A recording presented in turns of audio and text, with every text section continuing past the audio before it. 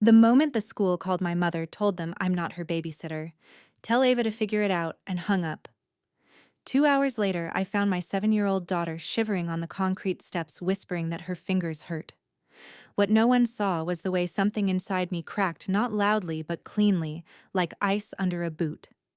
I didn't scream. I didn't beg. I went silent. But what my mother didn't know was that this time, her favorite weapon was about to become mine. Before I go any further, tell me where you're watching from, and hit like and subscribe if you've ever trusted family and paid the price for it. Because what happened to Emma that day didn't just change how I saw my mother, it forced me to confront everything I thought was unbreakable. I grew up believing silence was the safest place to live. In my parents' house, speaking up meant inviting a storm, so I learned early to measure every breath. From the outside, our home looked perfectly normal: blue door-trimmed hedges, wine chimes that never stopped ringing. But inside, everything felt colder than the winter air that scraped at our windows. My mother, Victoria, moved through rooms like she owned the air itself. My father, Robert, followed a few steps behind, quiet enough to disappear unless she needed an audience. I was the child who felt too much in a house that hated feelings. "Stop being sensitive, Ava." She'd snap whenever my eyes watered or my voice trembled. Sensitive meant broken. Sensitive meant wrong. I didn't know it then, but that word would carve a shape inside me that I'd spend decades trying to reshape. One of my earliest memories is a dinner when I was 8. The overhead bulb buzzed, casting a harsh yellow on the table. My mother piled food onto my cousin Jessica's plate, extras of everything, while mine stayed nearly empty. When I hesitated, she didn't even look at me. "Don't pout. It makes you look needy." Jessica giggled. The humiliation was small, almost invisible, but it stayed. Every bruise did. When I was 13, it got worse. Basketball practice ended at 5:30. By 7:45, every kid had gone home except me. My coach locked up with an apologetic shrug. "Your mom said she was on the way." But she wasn't. I stood alone under a flickering street lamp, the cold biting at my ears until her car finally pulled up. No apology, no explanation. Just, "If you want rides, be ready on time." I had been early. That didn't matter. Nothing about me ever did. Years later, when I earned a scholarship I'd worked for all year, I rushed home, heart pounding. My mother glanced at the letter for half a second. "It's just luck, honey. Don't get ahead of yourself." My father lifted his newspaper higher, the universal sign for "I won't get involved." My excitement evaporated so fast it felt like a sudden drop in temperature. When Emma was born, I swore I'd break the cycle. I wanted her to grow up believing warmth wasn't conditional. That people showed up for you because they loved you, not because it was convenient. I didn't realize then that protecting her would force me to confront everything I'd spent my whole life swallowing. By the time Emma started kindergarten, I had perfected the art of looking calm. At work, people said I was steady under pressure. They didn't know steadiness wasn't confidence. It was survival. Anytime someone raised their voice, something inside me tightened, a familiar echo from years spent tiptoeing around my mother's moods.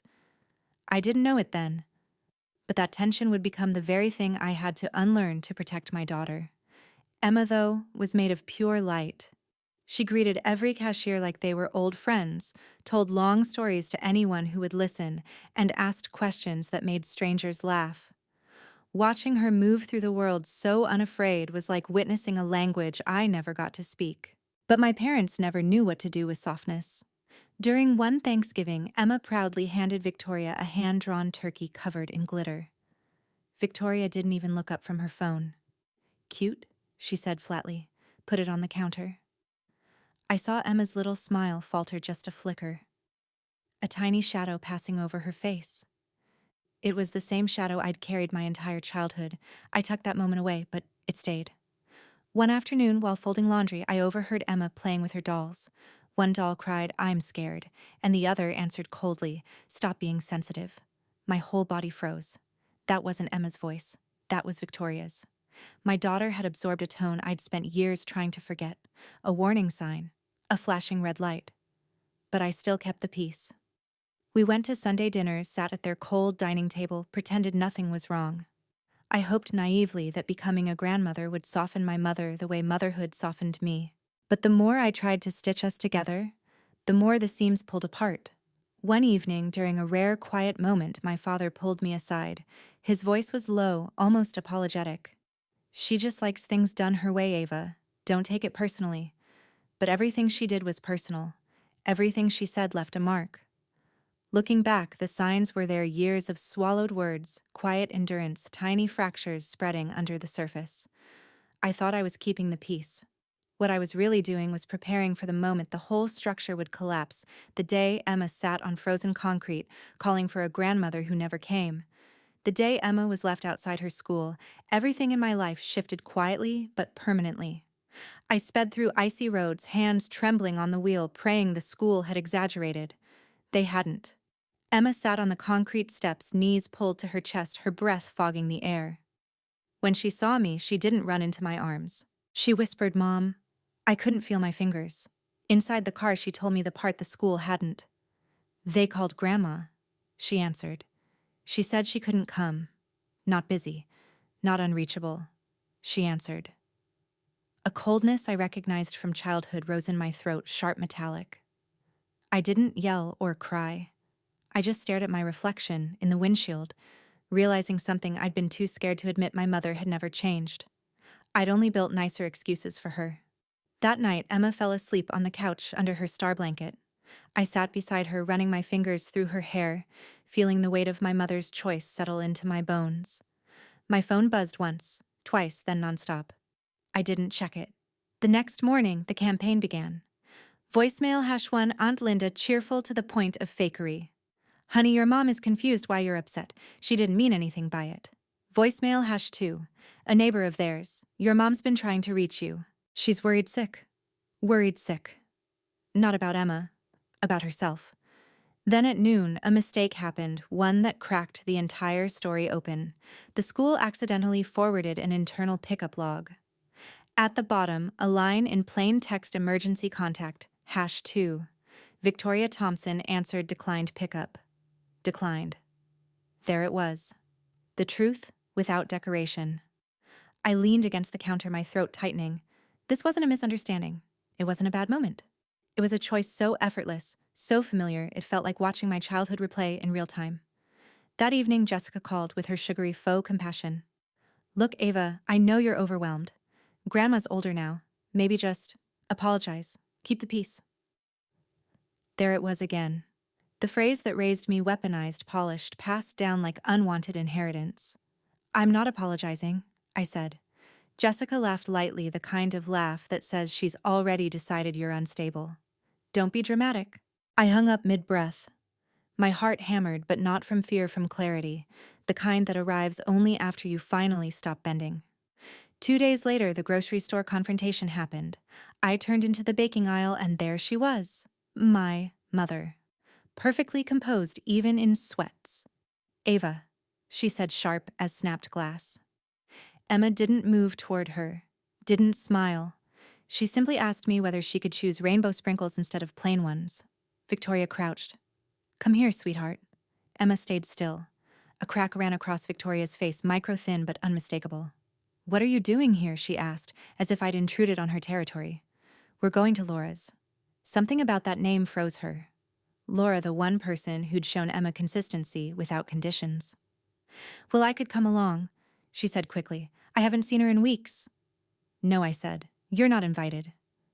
It was the smallest sentence I'd ever spoken, and somehow the loudest. She paled.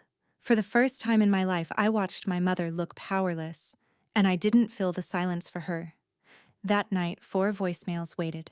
One angry, one confused, one crying, one begging for Emma, not for me. I listened to none of them twice. For a few days, silence wrapped our apartment like insulation. Emma hummed again. She slept deeper. She didn't ask about Sunday visits. It was as if removing my parents from our orbit gave her room to breathe. But peace never lasts long in families like mine. On Wednesday, a cream-colored envelope appeared in my mailbox. Inside was a formal notice my parents had updated their will. I was no longer executor. Jessica, who once mocked Emma for crying at her own birthday party, was now in charge. A punishment dressed as paperwork. I didn't react. Not anger, not sadness, just a quiet thought. So this is who you are when I stop performing. The next gut punch came from someone who didn't mean to hurt me. At school, pickup Mrs. Becker pulled me aside. "Ava, I need to tell you something." Her eyes softened. "Emma called for your mother that day. 3 times." My chest tightened. "Grandma," she continued. "She kept saying it like she believed someone would come." My daughter had waited for the one person who never comes. That night, I sat on the couch, long after Emma fell asleep, replaying the same truth. Emma wasn't mourning the grandmother she had. She was mourning the grandmother she thought she had. 2 days later, the storm arrived. A real one. Sleet hammered the windows. Wind rattled the vents. Near midnight, my phone buzzed with my father's name. I let it ring until it stopped. It rang again. And again. When I finally checked, there were 3 missed calls and a single text. "Power's out. Your mom slipped on the porch. I can't get the car out. Can you come help?" I stared at the message, picturing the steep driveway she refused to salt, the flickering porch bulb, the ice she believed she was too capable to fall on, and her furious at the universe for daring to humble her. My hands didn't shake this time. I typed one word: no. No explanation. No guilt. Just freedom condensed to 2 letters. In the morning, 7 more missed calls waited. 2 voicemails, one frantic, one sobbing. I listened to neither. Instead, I packed Emma's bag and drove to Laura's. We spent the day at the Children's Museum, warm yellow lights reflecting off soap bubbles, while Emma laughed, hiccuped, laughed again. Life felt simple, something my childhood never was. Late afternoon, Jessica called. Her tone was clipped. "Your mom fractured her wrist. Your dad's back is out. They've had no power for 2 days. Be the bigger person for once." "I am," I said. "That's why I'm keeping Emma away," she sputtered. "Ava, you can't mean," but I did. I hung up. And for the first time, silence didn't feel like surrender. It felt like a line drawn in stone. By late afternoon, the storm had turned the world into glass. Ice coated every branch, every road, every inch of the horizon. The highway shimmered like a sheet of metal as Laura, Emma, and I drove back from the craft fair. Emma sat in the back seat, humming, twisting sparkly thread around her fingers, completely unaware that the moment I'd been avoiding my entire life was waiting just ahead. Then I saw them. Hazard lights blinking weakly through the frost. A black SUV pulled onto the shoulder, a shape I recognized immediately. My parents' car. I slowed without thinking. My heart didn't pound. It simply dropped into a colder, quieter place. As we rolled closer, I could clearly see them through the icy windows. My father hunched over the steering wheel, shoulders tight. My mother stiff in the passenger seat.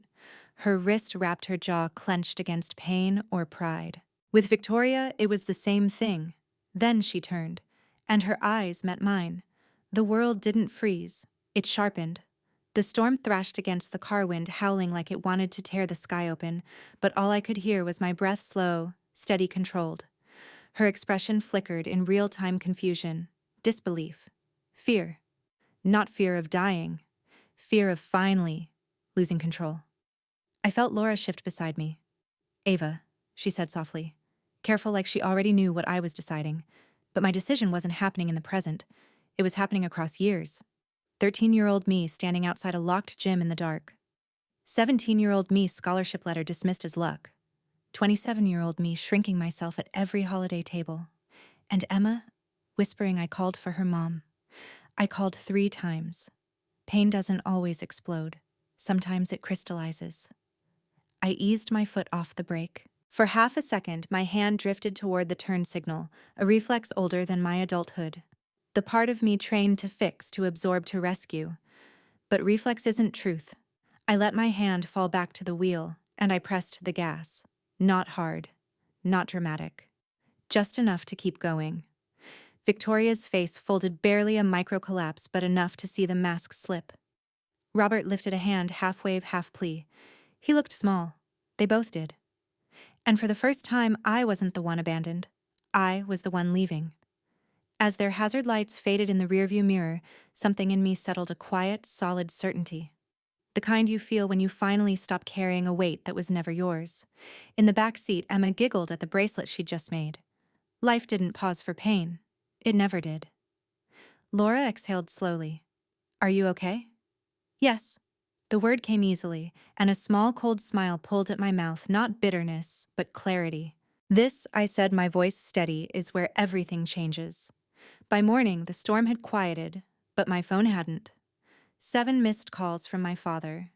2 voicemails, one frantic, one sobbing.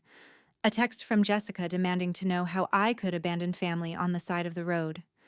I didn't open any of them. Instead, I made pancakes. Emma danced around the kitchen, shaking chocolate chips from the bag like confetti. The warmth in our apartment felt different, lighter, as if removing my parents from our world had finally let the walls breathe.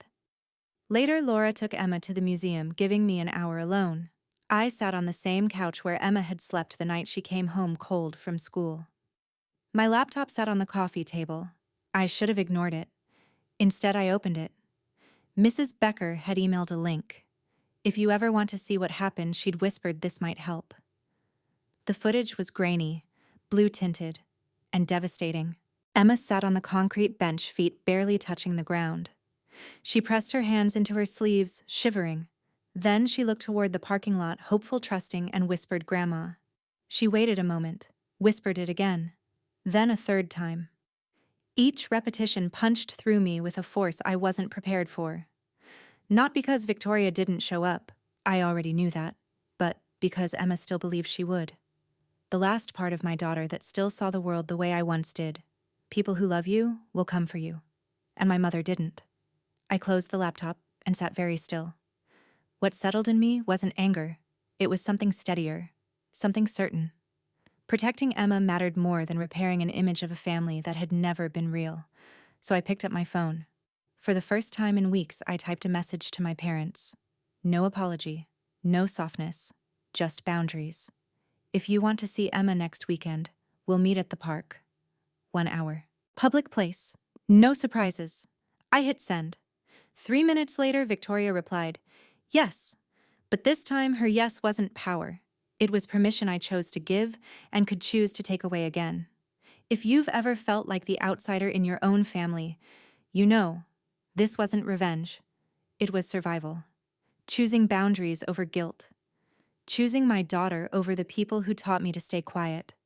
I used to think silence made me weak. Turns out it was the first real power I ever held. And this story isn't finished. Families like mine don't break in one moment, and they don't heal quickly either. So stay with me. If any part of this felt familiar, subscribe.